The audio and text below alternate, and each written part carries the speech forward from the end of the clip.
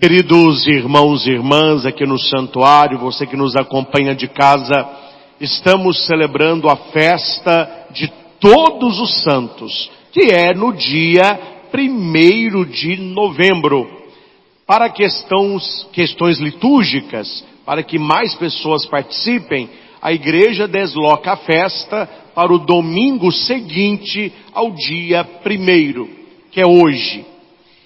Nós vamos percorrer aqui as leituras, e você anote aí para você ler posteriormente, no seu caderno aí de anotações, Apocalipse capítulo 7, você pode ler o capítulo inteiro. A liturgia, ela vai selecionar alguns versículos, mas todo o capítulo ele é importante. E é daqui que nós queremos partir toda a nossa reflexão. Primeiramente, meus caros, é preciso perguntar, todos os santos, o que é um santo?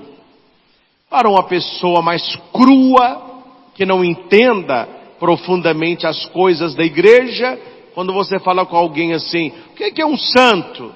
Na cabeça da pessoa vem o quê? Uma imagem. Ah, um santo, uma imagem. Não é? Quer dizer, esses são os mais crus, não é? Isso aí está um pouco boiando ainda. Mas para aquele que entende as coisas de Deus, quando alguém pergunta, o que é um santo? A pessoa vai responder, são todos os amigos de Deus. São todos aqueles que já viveram, que vivem e que viverão e que assumiram uma amizade profunda com Jesus Cristo. Claro que nada da igreja é por acaso, né? Se você presta atenção na profissão de fé, você vai rezar assim, creio no Espírito Santo, na Santa Igreja Católica, na comunhão. Por que que a sequência é esta? Porque o Espírito Santo, ele mantém a igreja na comunhão dos santos. Creio no Espírito, na igreja e na comunhão dos santos. E se você vai ao catecismo da nossa igreja, aqui há uma pergunta no parágrafo 946. Anote isso aí. SIC 496. Está escrito, que é a igreja? E vem a resposta, a Assembleia de Todos os Santos. O que é a igreja, senão a Assembleia de Todos os Santos? A comunhão dos santos é precisamente a igreja. Então, meus irmãos, esta falsa humildade de alguns aí, é preciso mudar o nosso linguajar. Ah, padre, porque eu sou um grande pecador, eu estou longe da santidade, a minha vida, cuidado com isso, cuidado com isso. Nós devemos, apesar de não sermos totalmente santos e não somos ainda, nós estamos no caminho da santidade. Você precisa enxergar na sua vida sinais de santidade, que nós encontramos sinais de pecado. Isso é fácil, mas você precisa encontrar sinais de santidade, olhando a maneira que você vive, a maneira que você celebra, a maneira que você crê, a maneira que você interage com Deus. Você vai pensando sinais de santidade na sua vida. É o chamado de já e ainda não. Já temos na nossa vida centelhas de santidade, mas ainda não se manifestou quem nós seremos ainda na presença de Deus, santos. Mas nós já temos sinais de santidade. O catecismo nos ensina, no parágrafo 948, o termo comunhão dos santos tem dois significados intimamente interligados. A comunhão com as coisas santas e a comunhão entre as pessoas santas. É por isso que Santo Tomás de Aquino, ele vai dizer, sancta sanctis. É uma expressão de São Tomás. O que significa isso? O que é santo para as pessoas que estão no caminho da santidade. O que é santo para os santos. Foi Jesus que disse isso, viu? Não jogue pérola aos porcos, porque além deles pisarem as pérolas, eles vão estraçalhar você. Então as coisas santas, elas são oferecidas a quem? Aqueles que estão no caminho de santidade. Os fiéis, sancti, são alimentados pelo corpo e pelo sangue de Cristo, sancta, para crescerem na comunhão do Espírito Santo, é a koinonia, que é a igreja, né? E de comunicá-la ao mundo. Deus nos dá coisas santas, para que uma vez santificados por estas coisas, nós podemos e possamos testemunhar a santidade no mundo. Você vem à missa para quê?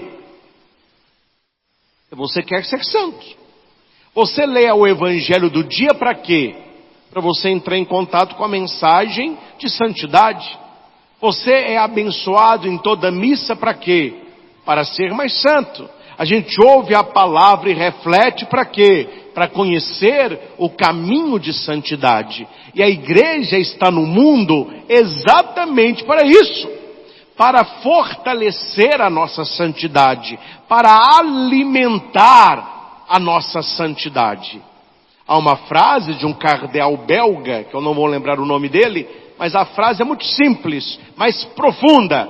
Ele vai dizer assim: quer encher a barriga, entre no restaurante ou no supermercado. Quer encher o teu espírito, entre na igreja. Ou seja, você quer encher a pança? Coma. Você quer encher o espírito? Coma. Agora, qual a comida? Não é apenas a comida no prato, é a comida dos santos. Aí São Tomás insiste, sancta sanctis, coisas santas para pessoas que estão na caminhada de santidade. Há uma comunhão entre nós e os santos, porque nós somos a igreja. Se há uma comunhão entre os que buscam a santidade, há uma comunhão entre os que buscam a perversão. Nós adoramos a Deus.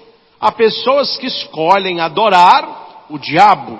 Só por aí eles já estão na idolatria, porque o diabo não é Deus, então aí já estão fora de contexto. Eles têm os meios deles e nós temos os nossos. Como que acontece esta comunhão com os santos? Agora você vai entender. Toda vez que a igreja fala comunhão com os santos, é comunhão com aqueles que já estão na glória e comunhão com as coisas santas. Com as coisas santas. E a igreja nos diz aqui, do 949 até o 957, a comunhão nos bens espirituais.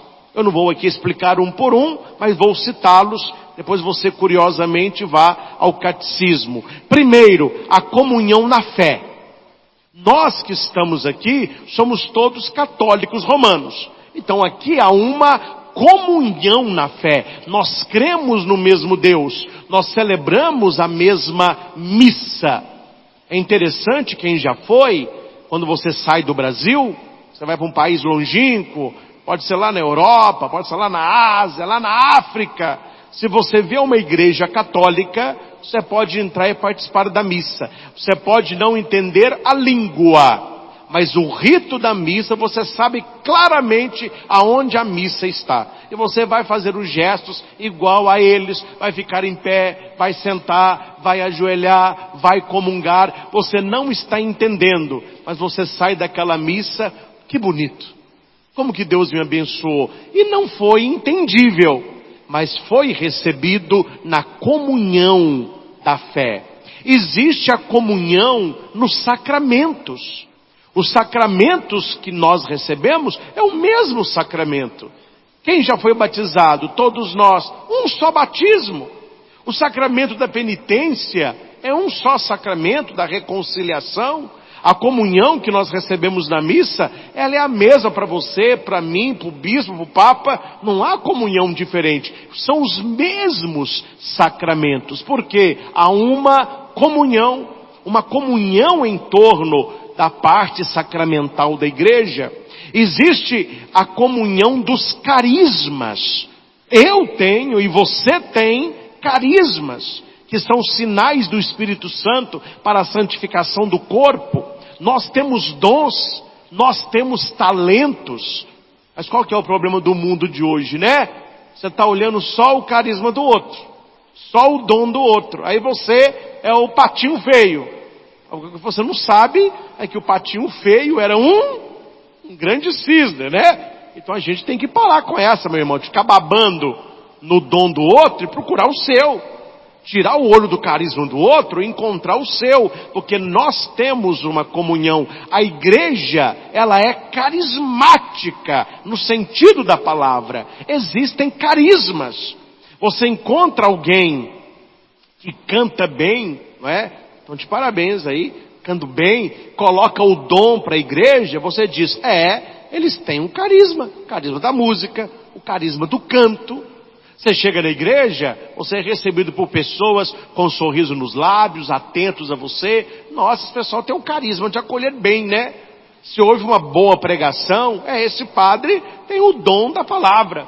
Se houve alguém que organiza a coisa bem, esse aí tem o dom da estética. Cada um tem um carisma. E na igreja são vários carismas. São Paulo vai dizer, se houvesse um carisma só, a igreja seria monotom, um tom só. E qual é o jardim bonito? É o jardim diverso. É o jardim diverso. Nós temos aqui, um exemplo bobo, né? Mas ilustra bem. Esse jardim, não sei se é o jardim, mas é uma ornamentação nesse muro aqui, Imagina se fosse tudo igual. Não tem graça, não. Aí você vê, ali tem uma planta de um jeito, ali tem de outra, tem planta mais baixa, tem planta mais alta, tem umas que a folha vai para o alto, umas vai para o lado. Por que que isso enfeita a diversidade dos carismas? Mas um é o Espírito Santo. Você vê a vida de um São Francisco de Assis, é totalmente diferente da de São Tomás de Aquino, que é diferente de Santa Teresa d'Ávila, que é diferente da Teresinha de Jesus, que é diferente de Carlo Acutis, que é muito diferente de São João Paulo II. Cada um é santo, mas foi santo no seu próprio. Pode filmar só o padre durante a pregação, não precisa filmar a assembleia não.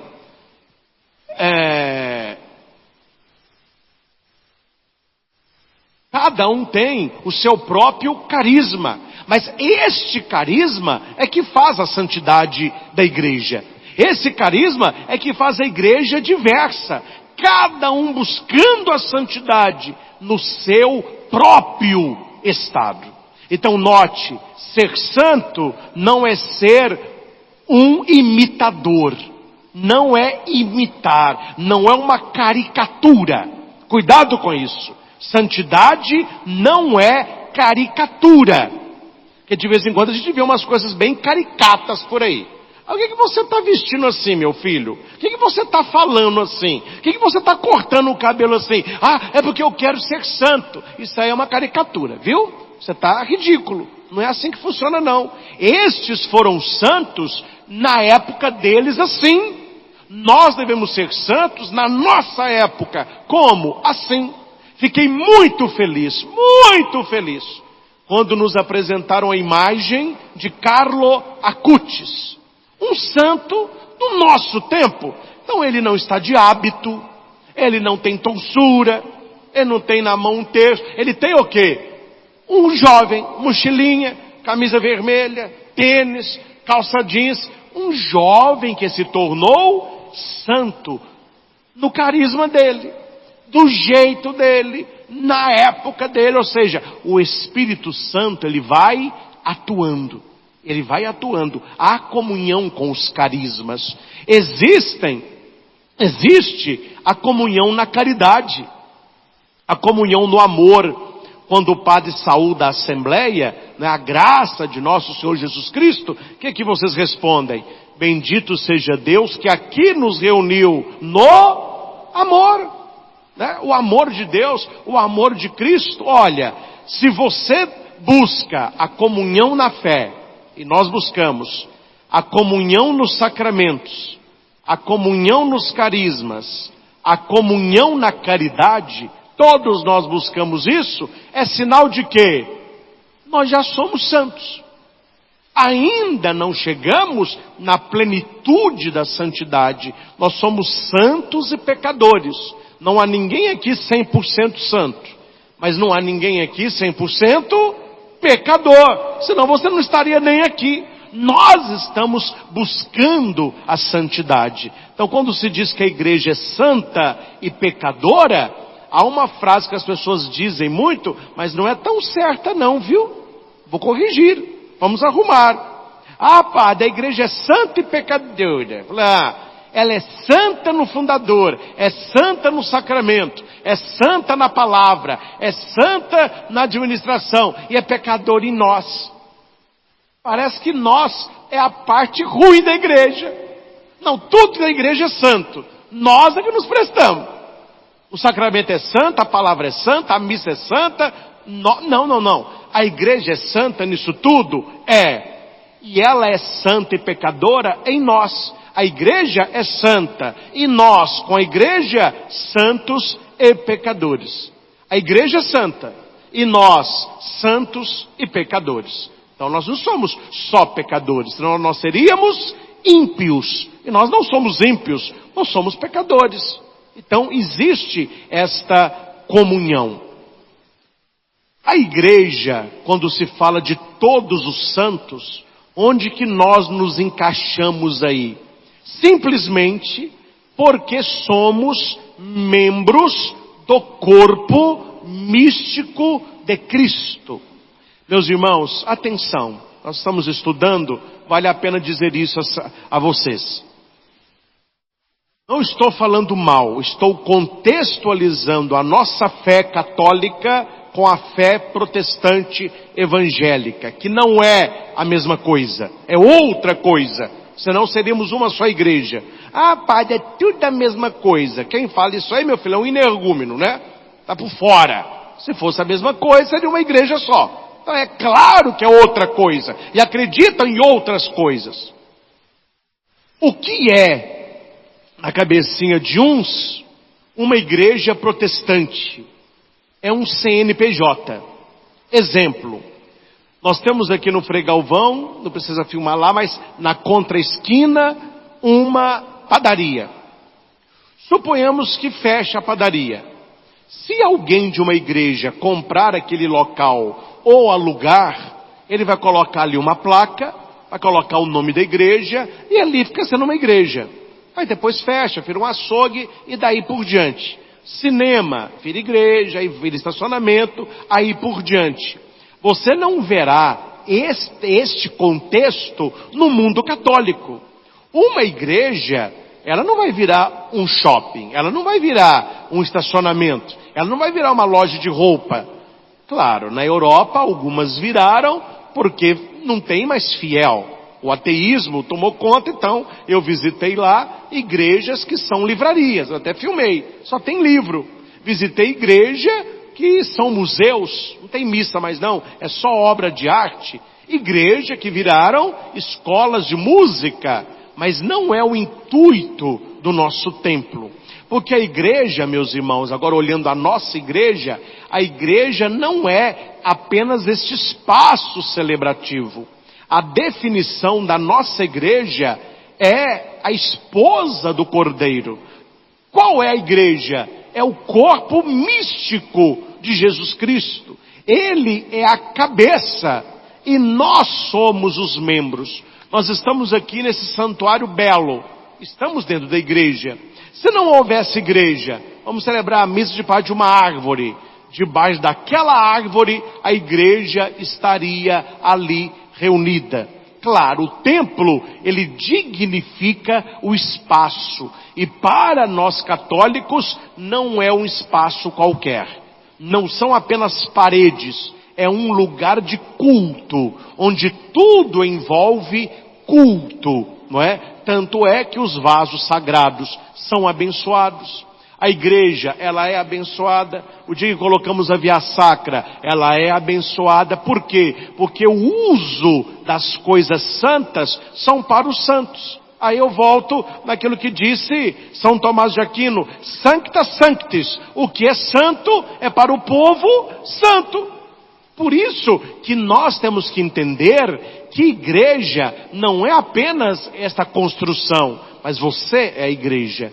Eu sou igreja, e nós nos reunimos como igreja para que Deus, que é santo, santo, santo, possa nos santificar. Então esta comunhão que nós temos entre nós, atenção aqui, como você é membro da igreja, e como a igreja é corpo místico de Cristo, a nossa comunhão não é apenas entre nós. Ela é entre os santos e as almas do purgatório, porque é a mesma igreja. Estão me entendendo, sim ou não? Então a igreja não é nós que aqui estamos. A igreja é o corpo místico de Cristo. Os que já estão na glória, os que estão no purgatório e nós que estamos na militância. Por isso, igreja militante, nós que trabalhamos, que estudamos, se casam, têm filho, mas que estamos na caminhada rumo ao céu. É por isso que agora você vai entender algo. É por isso que o seu pecado pessoal, ele é um pecado eclesial. Pegue uma bacia grande de água filtrada. Coloque lá os litros que cabem. Aí você vai dizer: esta água é filtrada. Tirei agora da mina. Quem quiser tomar, tem aqui uns canequinhos com alça. Você pode tirar aí. O pessoal chega. Tá bom. Mas antes de vocês tirarem a água, eu vou pegar um conta-gota. Vou pegar uma gota de uma água do esgoto, uma gotinha só, e vou pingar naquela bacia, e vou dar uma misturada. Aí eu falo: gente, agora pode pegar o canequinho, pode vir. Minha pergunta é: quem que vai? Quem que vai? Mas é uma bacia enorme, que tem uma gotinha do esgoto. Estragou tudo. A igreja é a bacia. O que Deus tem para nós é toda a água. E um pecadinho seu é uma gota de água de esgoto. Estragou tudo. É por isso que Monsenhor Jonas Abib, muito inspirado como sempre, compôs aquela canção Santos ou Nada, não é? Eu quero ser santo, santo, santo, porque meu Deus é santo, santo, santo. Agora que vem. E a santidade da minha vida, apresse o Senhor e Ele logo virá. Quanto mais santos nós formos, mais coisas santas Deus nos dará. Não sei se você sabe isso. Eu atendi essa semana uma pessoa, e a pessoa muito triste, e eu falei essa frase com ela. Falei: olha, sabe o que você está do jeito que está? Pecado atrai pecado. Vício atrai vício. Podridão atrai podridão. Não vai melhorar, vai piorar mesmo.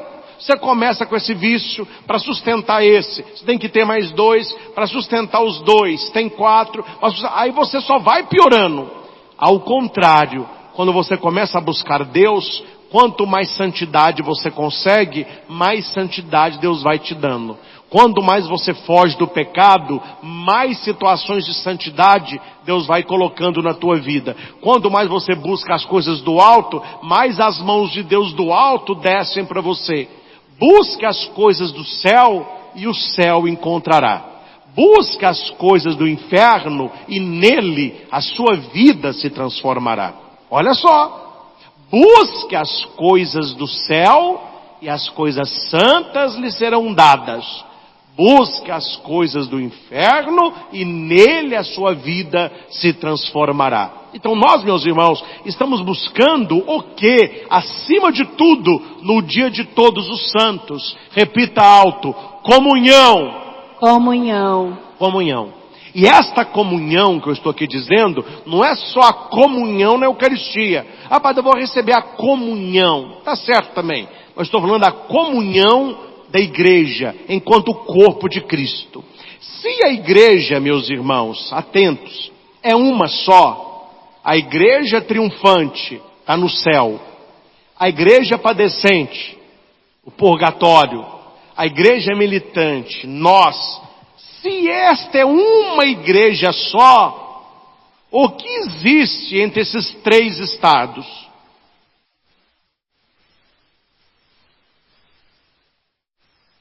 Gente, comunhão.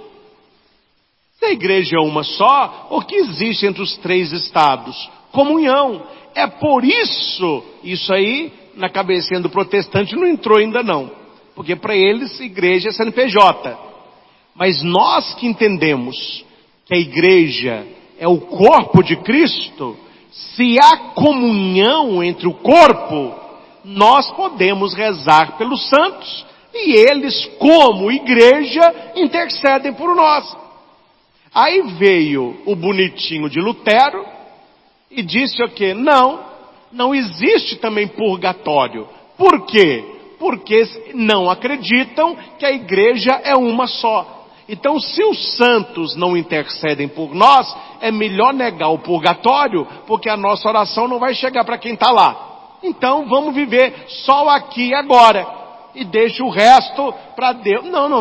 Nós católicos temos uma teologia profunda de 2000 anos, onde nós entendemos que a igreja é uma só, em 3 estágios. Os santos intercedem por nós, as almas do purgatório rezam por nós, para que nós possamos rezar por elas, para que elas alcancem a glória eterna. Para que um dia que nós estivermos lá, alguém reze por nós, para que estejamos também na glória eterna. É um movimento que vai terminar quando?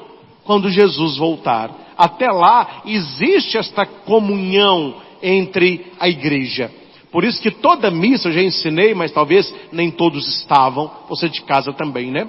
Toda missa que você participa, é bom você rezar pelas almas dos seus antepassados falecidos. Porque muitos podem estar no purgatório, e como que eles vão sair dali? Pela sua oração, né? Em sufrágio, aqueles que ali estão. Quando você comungar, na hora que você receber a hóstia consagrada, esta comunhão hoje eu ofereço pela minha avó. Se a minha vovó estiver no céu, que ela continue intercedendo por mim. Se ela estiver no purgatório, que seja para o seu sufrágio. Olha que bonito, a igreja militante rezando pela igreja padecente. A igreja triunfante rezando pela igreja militante. É uma igreja só. É uma igreja só. É uma igreja só. E o que nós temos que ter entre uma igreja só? Comunhão. E eu não sei se você presta atenção na missa. Tem gente que fica voando, né? Mas quem presta atenção na missa, você vê que o tempo todo nós estamos lidando com o sobrenatural. Você não vê, mas tem muita coisa aqui na igreja que você nem imagina que tenha. Os grandes místicos, eles já viram na missa a presença dos anjos, a presença de santo, a presença de Nossa Senhora, de São Miguel Arcanjo. Mas está tudo isso aqui? Está tudo isso aqui. Mas o padre fala inúmeras vezes que está. E você, como não presta atenção, repete e não vê que está. Confessemos os nossos pecados. Confesso a Deus Todo-Poderoso e a vós, irmãos e irmãs, que pequei muitas vezes por minha culpa, minha da grande culpa, e peço a vós, irmãos e irmãs, à Virgem Maria, aos anjos e santos, porque eles estão aqui, eles rogam por você. Na oração eucarística, que é o momento mais belo da celebração, Santa Catarina diz que quando a igreja reza ao santo, ou canta ao santo, é nesta hora que os anjos descem, e preparam o quê? O momento da consagração. Quem já viu os grandes místicos, fala que é o momento mais sagrado. Enche de santos em volta do altar. Por quê? Porque o padre diz, junto com os anjos e santos, digamos a uma só voz. Eles que estão rezando primeiro. Kadosh! Kadosh! Kadosh é santo, né? Aí o tempo treme. E nós, com os santos e com os anjos, a gente também diz, santo, santo, santo. É o Senhor. Então o povo vai aprender devagarinho, eu vou ensinando aqui, não é aquele santo do derrotado, não. Como que é o santo derrotado? Santo, santo, santo. Eu estou vendo, está bem santo esse seu Deus aí, né? Não, é como um exército. Santo, santo, santo, Senhor Deus do universo. O céu, olha que beleza, o céu e a terra proclamam a vossa glória. O Senhor é glorioso, é grandioso. Hosana nas alturas. Bendito o que vem na Eucaristia. Em nome do Senhor. Hosana, ali os santos estão todos, ó. Então, entendeu? Por que que isso acontece? Porque a igreja é uma só. A igreja é uma só. A igreja triunfante é a igreja militante, que é a igreja padecente. É uma coisa só. E no Catecismo da Igreja, no 956, está dizendo assim: pelo fato dos habitantes do céu estarem unidos mais intimamente com Cristo, consolidam com mais firmeza a santidade para a igreja. Eles não deixam de interceder por nós junto ao Pai, apresentando os méritos que alcançaram na terra pelo único mediador de Deus e dos homens, Jesus Cristo. Então há esta comunhão dos santos, eles intercedem por nós. E há a comunhão com os falecidos. Então, a pessoa, aqui vocês vão me entender bem, né? Tem problema não. Mas tem gente que adora uma homenagem para os falecidos. Velório é uma festa, né? Aí eles vão cantar, essa noite eu não consegui dormir, então eu compus uma música pra titia. Traz um violão aí. Aí vai afinar um violão, aí ele canta pra titia. Eu queria saber se aquela canção pra titia, se ele já cantou pra ela em vida, né? Depois que a mulher morreu, o cara quer fazer música pra titia. Tratou a mulher de qualquer jeito. Estou querendo dizer o quê, meus irmãos? Que é muito bonito. Poema em velório, texto em velório, homenagem em velório. A pessoa morre, vai fazer um busto, uma placa, nome de rua. Tá bom, essas coisas aí para fazer. Só que para nós que cremos, nós sabemos. O falecido, ele não precisa de homenagem. O falecido precisa de quê? É de oração. Então, ao invés de ficar fazendo homenagem para quem morreu, reze por esta pessoa. Celebre missas por esta pessoa. Comungue por esta pessoa. Reze o terço por esta pessoa. É isso que o falecido precisa. Ele precisa da nossa oração. Reconhecendo cabalmente esta comunhão com todo o corpo místico de Cristo, a igreja terrestre venerou com grande piedade a memória dos defuntos. E já que é um pensamento santo e salutar rezar pelos defuntos, para que sejam perdoados de seus pecados, também oferecem sufrágio em seu favor. Por isso que na igreja tem, esta missa será celebrada pelas seguintes almas, porque é uma igreja só, a gente pode rezar por eles. Anote aí no seu caderninho, onde que está o texto que nós podemos rezar por quem já morreu. Segundo Macabeus 12:46. Segundo Macabeus 12:46. Que alguém vai dizer que não pode rezar para os mortos também não, mas está aí em segundo Macabeus. Dito isso, gente, me fala a verdade, não esclarece muito as coisas, sim ou não? Você aprende muita coisa. Ah, padre, interessante. Não sabia muita coisa que o senhor falou, e não. Agora eu aprendi. Agora eu estou entendendo esse negócio aí da comunhão dos santos, da festa de todos os santos. Entendido isso, nós podemos ir para a primeira leitura. E é com ela que nós vamos ficar. Eu vou apenas tocar nas outras, mas entendendo o que eu já disse, você entendeu a missa inteira. Precisamos ir para o Apocalipse. Aqui eu estou no capítulo 7. Com uma ideia na cabeça. João, quando ele escreve o Apocalipse, ele escreve de maneira enigmática. E ele vai colocar imagens, monstros, números, e nós temos que entender por que João usou esta linguagem.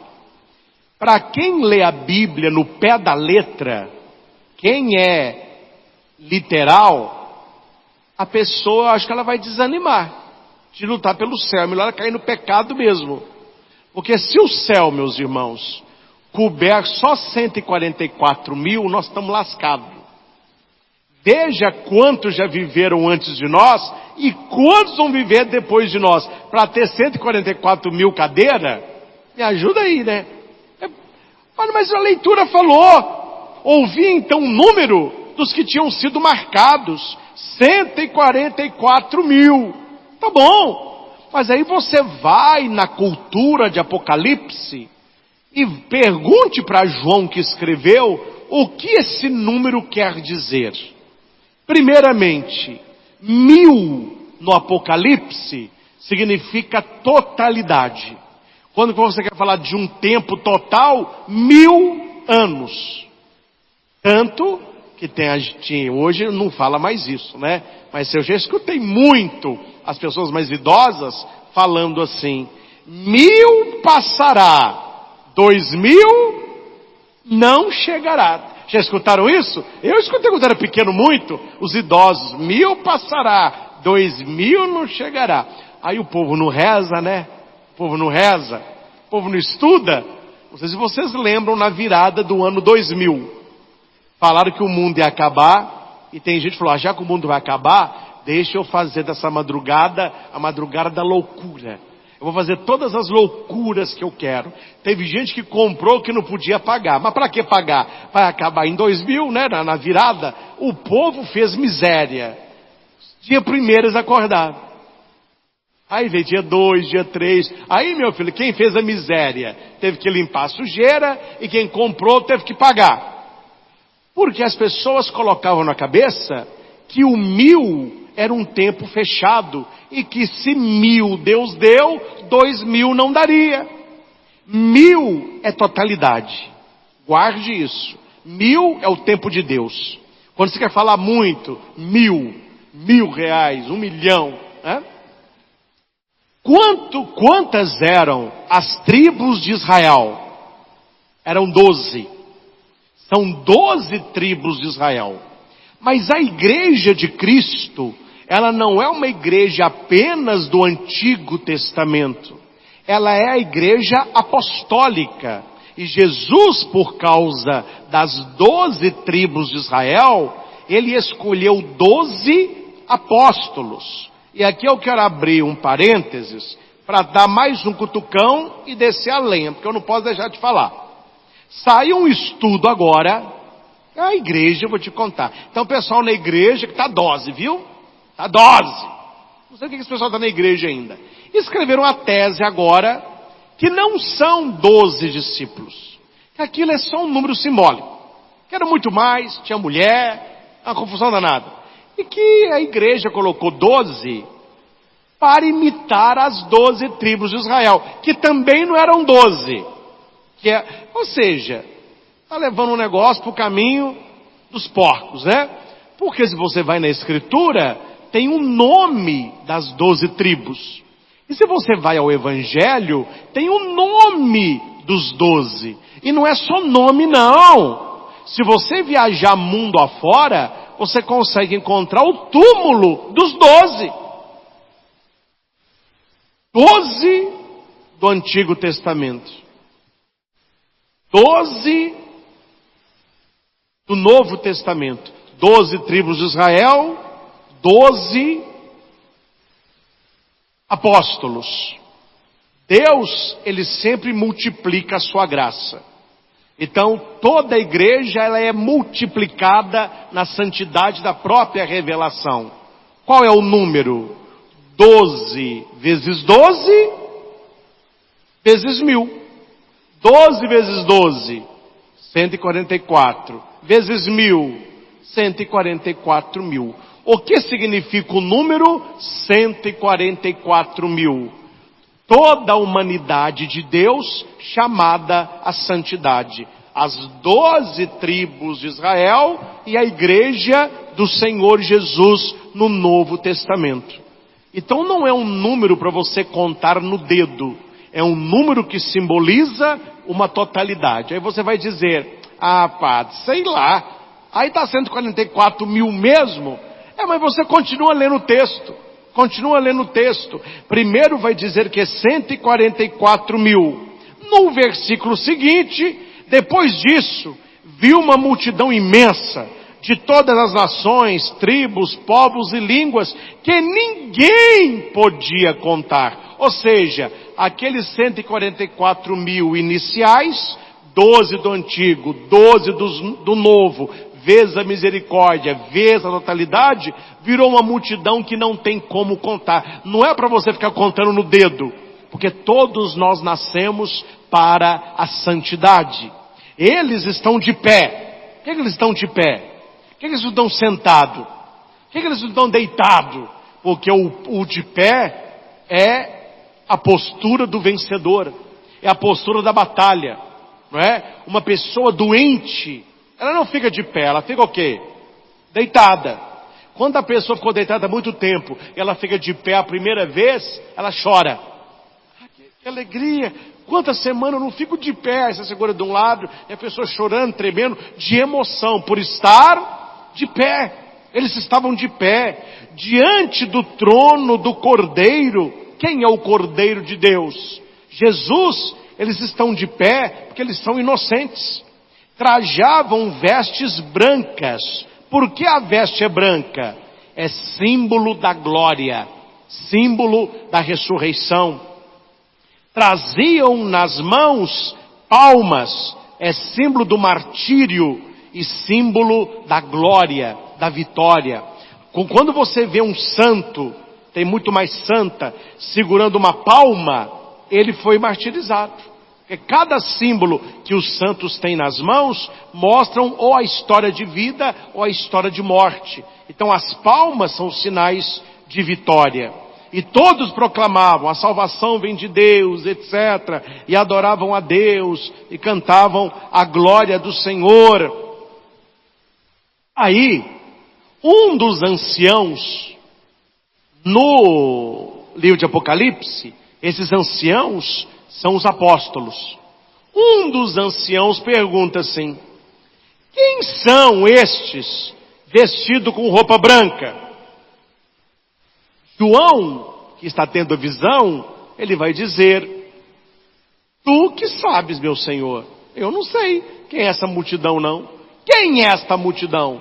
Aí o ancião responde: estes são os que vieram da grande tribulação. A igreja acredita em duas grandes tribulações. A tribulação dos primórdios e a tribulação final. A dos primórdios já foi. Foi lá no início do cristianismo, principalmente nos 3 primeiros séculos. Muitos martírios, pessoas mortas por Jesus, a grande tribulação. Principalmente com Nero, Calígula, né? E a igreja acredita que antes da volta de Cristo haverá o quê? Outra grande tribulação, onde os cristãos e a igreja seria perseguida. Eu já li isso aqui para vocês, num dos domingos atrás, no catecismo, o que a igreja, a própria igreja fala desses tempos difíceis. Mas que não é para a nossa destruição, é para a nossa santificação. Uma imagem que eu gosto muito e quero partilhar com vocês, Imagine que você tem 10 irmãos. Exemplo. Meus pais saem uma semana para fazer um curso. E fala com os 10 assim: cuidem da nossa casa. Quando eu voltar, eu quero saber como que foi. Você se manteve fiel, lavando as vasilhas, colocando o lixo para fora, mantendo a casa organizada. Não. Um dos seus irmãos não. É festa o pijama, a casa toda de perna pro ar, luz tudo ligado, tudo sujo, que até de prato de comida seca, aquela confusão, de madrugada o som no último talo, os vizinhos chamando polícia, um auê. Quando você olha pela janela, qual é o carro que está parando? Dos seus pais. E os seus irmãos vêm. Aí, os que não fizeram nada, mas também não falaram, olham. Os que estavam na bagunça olham. E você que fez o certo, olha. Me responda. A sensação dos filhos com a volta dos pais é a mesma? Lógico que não. Os que estavam na farra, eles vão receber o quê? O castigo. Os indiferentes, a repreensão. Mas aquele que foi fiel ao que o pai pediu, quando o pai chega, ele fala: graças a Deus, acabou a farra. Esta é a sensação que João coloca no livro de Apocalipse, quando Cristo começar a voltar. Para aqueles que fizeram da vida uma bagunça, será um dia de tremor e terror, porque as forças do inferno serão abaladas. Mas para aqueles que estão tendo uma vida de santidade, será um dia de glória e libertação. Então, a volta de Cristo, ela é tenebrosa ou ela é gloriosa, não é pela volta, é pela sua vida. Essa imagem do Pai voltando ajuda muito. É pela sua vida. Então, se nós estamos de pé, com as palmas nas mãos, com a veste do nosso batismo, o Senhor vem para nos libertar, o Senhor vem para nos resgatar. Depois da grande tribulação, lavaram e alvejaram a roupa no sangue do Cordeiro. Coisa difícil de sair de roupa é sangue. Imagina você pegar uma blusa branca, uma bacia de sangue, coloca sangue de frango aí. Você pega a blusa branca e passa dentro do sangue e tira a blusa branca. Ela tem que sair mais branca, mais brilhante. Fala, é impossível. Se você pega uma blusa branca, uma gota de sangue na blusa branca, é o que mais destaca. Então aqui você nota que o sangue de Jesus Cristo lava as nossas vestes interiores. Se o nosso sangue ele vai sujar a veste branca, o sangue de Cristo vai nos purificar. Não sei se é ela, cito pelo que eu lembro, Santa Teresa d'Ávila. Se não foi ela, a frase vale. Todas as águas dos mares não são capazes de tornar brancas as penas negras de um cisne. Mas uma gota do sangue de Cristo é capaz de tornar branca como a alva a nossa alma pecadora. Ou seja, o que o oceano não faz com a pena do cisne, uma gota de sangue do Cristo faz com a nossa alma. Quem é esta multidão de branco? São aqueles que lavaram a roupa no sangue do Cordeiro. Isso, meus irmãos, não é só depois da nossa morte, é em cada missa que participamos. Tomai todos e bebei, este é o cálice do meu sangue. Não é o sangue para nos manchar, é o sangue para nos purificar, para nos elevar a Deus.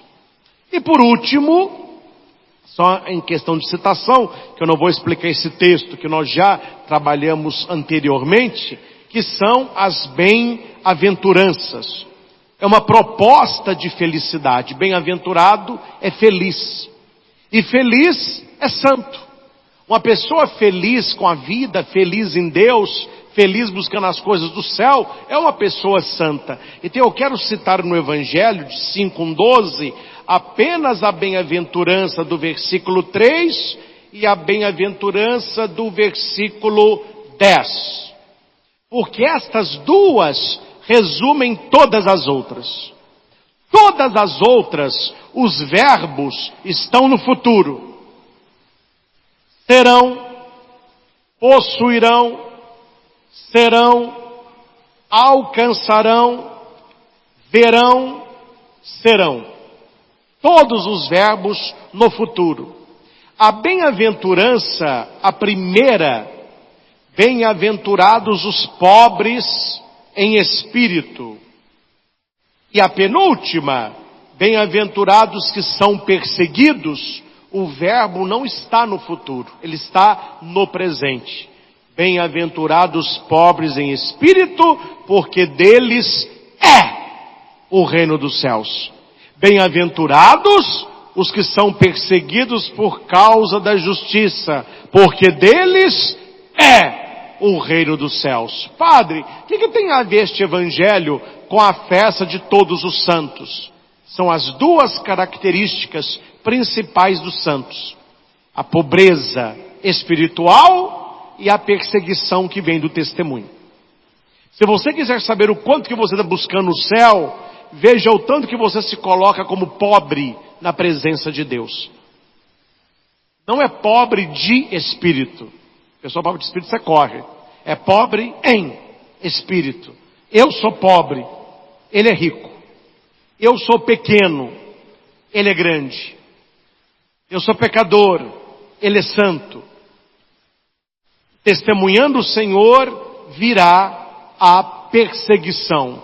E na perseguição, nós não o abandonaremos. Por isso que essas duas bem-aventuranças, elas ressoam dentro de nós, para que nós possamos buscar sempre a santidade, que não é uma satisfação às pessoas, mas é uma vida em Deus.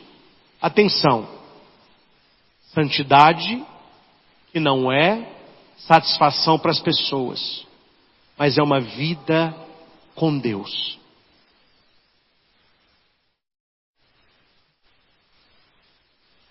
Um lugar bem distante daqui, uma pessoa foi, após uma pregação, pedir que eu assinasse a Bíblia dela. Problema nenhum. Fui assinar. Enquanto eu assinava a Bíblia, meu oi está na Bíblia, mas foi pro chão, né? Aí era um rapaz, não tem problema não. Chinelo, estava participando do encontro, calorento, né? Os pés respirarem. É cortar da unha, né? Mas tudo bem. Pé 44. Aí eu olhei na canela do rapaz. Havia uma corrente de portão com 2 voltas e um cadeado desse tamanho. Eu falei, meu Deus, ele fugiu.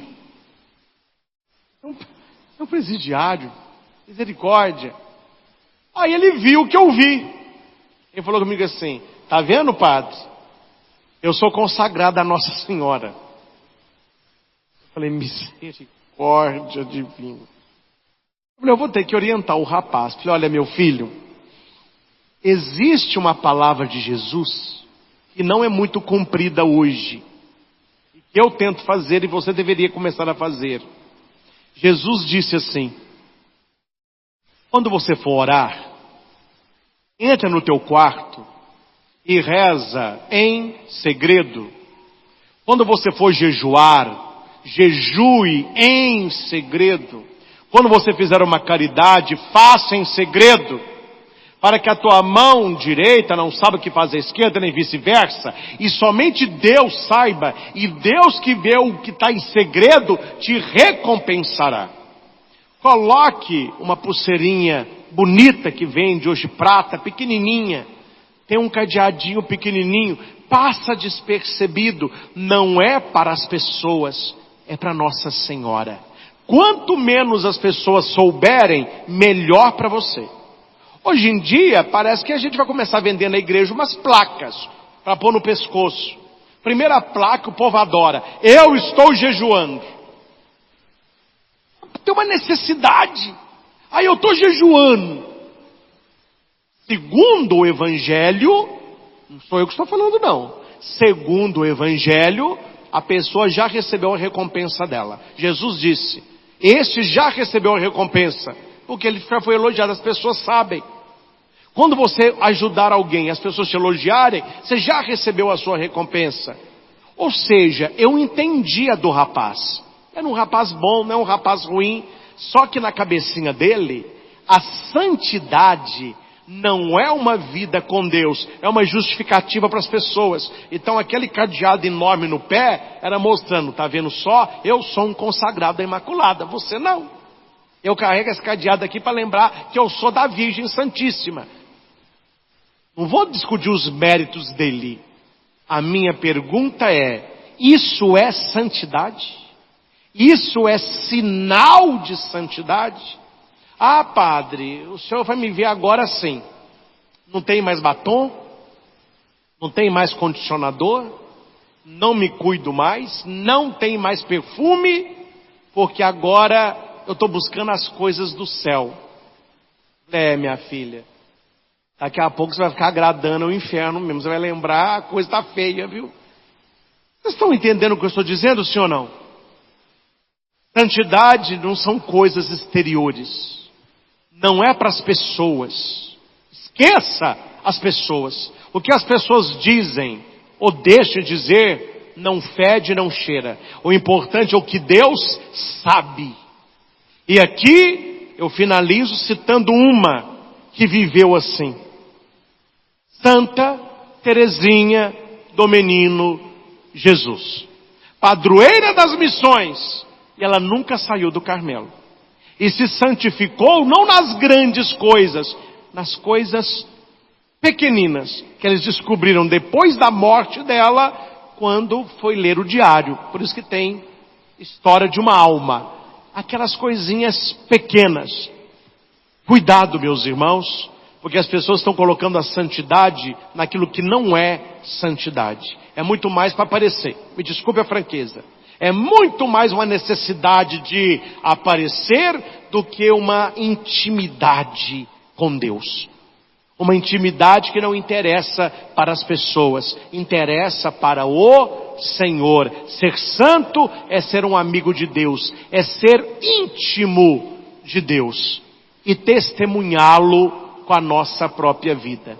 Agora, como que você vai testemunhar a Cristo se você afasta as pessoas? Como que você vai testemunhar a Cristo se as pessoas olham para você e falam, meu Deus do céu, isso é que é ser santo? Ah não, estou fora. Estou fora. Então os lugares que nós frequentamos, ser sal, ser luz, lá na sua família, seja uma pessoa simpática, seja católico, não seja chatólico, seja uma presença que contagia, uma presença alegre, uma presença amiga de Deus. Aí você vai começar a mostrar um Deus que é santo, santo, santo e que tem um bom humor extraordinário. Então José Belvino dizia, quer saber um tanto como a pessoa está no caminho de santidade? Veja o quanto que ela é feliz. Uma pessoa feliz, ela está no caminho de santidade. Ela descobriu uma alegria em Deus. Ela se relaciona melhor com as pessoas. Tem gente que está num caminho de santidade, mas que transforma a vida dos outros em inferno. Como que você me explica? Como que uma pessoa que está num caminho de santidade transforma a vida do outro no inferno? Como que uma pessoa que está num caminho de santidade não tem uma maneira de se tratar e tratar? É difícil, meus irmãos, difícil. Então cuidado, não coloque a santidade como algo muito longe de você. Ela já está no seu coração e você tem que aperfeiçoá-la a cada dia.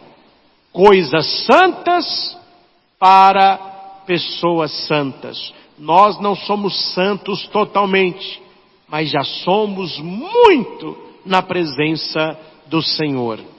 E cuidemos das nossas atitudes, porque uma gota de água de esgoto estraga a bacia inteira. A igreja teria um pecado a menos se você não tivesse cometido um pecado a mais. Então aquilo que a gente faz não atinge apenas a minha vida, mas como membros do corpo de Cristo, atinge toda a igreja. E a igreja estaria mais santa se nós não estivéssemos longe da nossa santidade pessoal. Que o Senhor nos abençoe, que o Senhor nos ajude nesta caminhada e que graças para a nossa santidade sejam derramadas copiosamente em nossos corações.